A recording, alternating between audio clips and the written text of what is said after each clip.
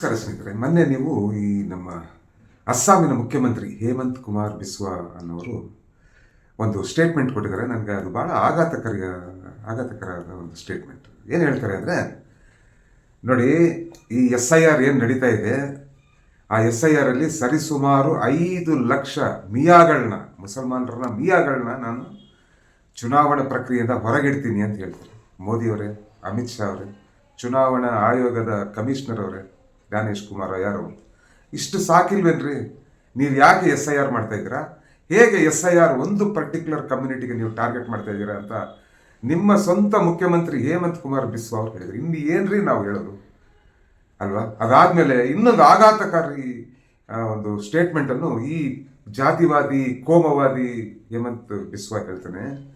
ಎಲ್ಲ ಅಸ್ಸಾಂ ಜನಕ್ಕೆ ಹೇಳ್ತಾನೆ, ನೋಡಿ, ನೀವು ಯಾವುದನ್ನ ಒಂದು ಮಿಯಾ ಅಂದರೆ ಮುಸಲ್ಮಾನ ನಡೆಸುವ ಒಂದು ರಿಕ್ಷಾ ಏನನ್ನ ಹೋದರೆ ನಿಮಗೆ 5 ರೂಪಾಯಿ ಆದರೆ 4 ರೂಪಾಯಿ ಕೊಡಿ ಅವನಿಗೆ ಅಂತ ಹೇಳುವ ಈ ಮನುವಾದಿ, ಈ ಜಾತಿವಾದಿ, ಈ ಕೋಮವಾದಿ BJP ಮುಖ್ಯಮಂತ್ರಿನ ನಾವೆಲ್ಲ ಏನಂತ ಹೇಳ್ಬೇಕ್ರಿ? ಮೋದಿಯವರೇ, ನೋಡ್ರಿ, ಒಂದು ಕಾನ್ಸ್ಟಿಟ್ಯೂಷನ್ ಹುದ್ದೆ, ಸಂವಿಧಾನಿಕ ಹುದ್ದೆಯಲ್ಲಿರುವ ಒಂದು ರಾಜ್ಯದ ಮುಖ್ಯಮಂತ್ರಿ ಇಷ್ಟೊಂದು ಕೋಮವಾದ ತುಂಬಿಕೊಂಡಿದ್ರೆ, ಇಷ್ಟೊಂದು ಜಾತಿವಾದ ತುಂಬಿಕೊಂಡಿದ್ರೆ ಈ ದೇಶ ಹೆಂಗ್ರಿ ಉದ್ಧಾರ ಆಗುತ್ತೆ?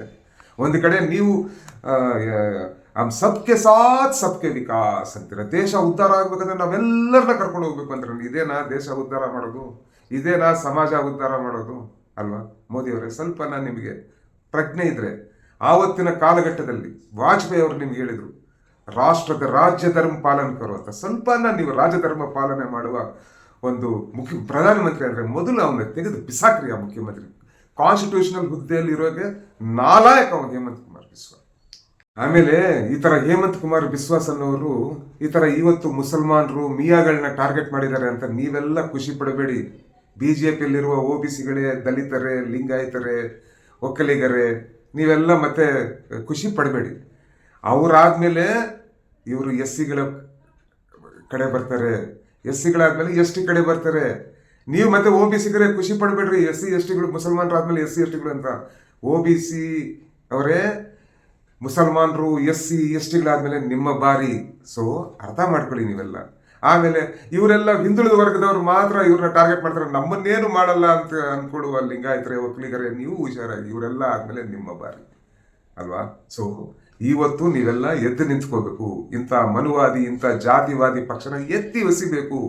ಇಂಥ ಕೋಮವಾದಿ, ಜಾತಿವಾದಿ ಪಕ್ಷ ಈ ದೇಶದ ಅಧಿಕಾರದ ಚುಕ್ಕಾಣಿ ಹಿಡೋಕೆ ನಾವೆಲ್ಲ ಬಿಡಬಾರ್ದು. ಆಮೇಲೆ ಇನ್ನೊಂದು ಬಹಳ ಆಘಾತಕರ, ಇವತ್ತು ಗೋಡ್ಸೆ, ನಿನ್ನೆನೋ ಯಾವತ್ತು ಗೋಡ್ಸೆನ ಮಹಾತ್ಮ ಗಾಂಧಿನ ಶೂಟ್ ಮಾಡಿರೋ ದಿನ ಅಂತ ಹೇಳ್ಬಿಟ್ಟು, ಆಯ್ತಾ, ಜನವರಿ 30 ಏನೋ, ಆಯ್ತಾ, ಏನಂತ ಈ ಸಂಘಿಗಳು ಎಲ್ಲ ಹೇಳ್ತಾರೆ ಅಂದ್ರೆ ಗೋಡ್ಸೆ ಜಿಂದಾಬಾದ್.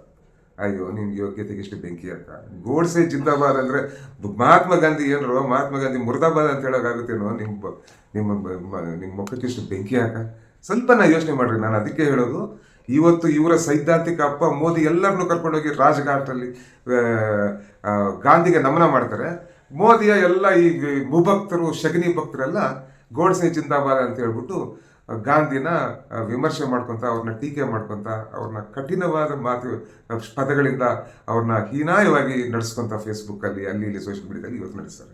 ಅದಕ್ಕೆ ನಾನು ಹೇಳೋದು ಸ್ನೇಹಿತರೆ, ನೀವೆಲ್ಲ ಎಚ್ಚೆತ್ತುಕೊಳ್ಳಿ. ಈ ಜಾತಿವಾದಿ ಮನುವಾದಿಗಳ ಪರ ನಿಲ್ಬೇಡಿ.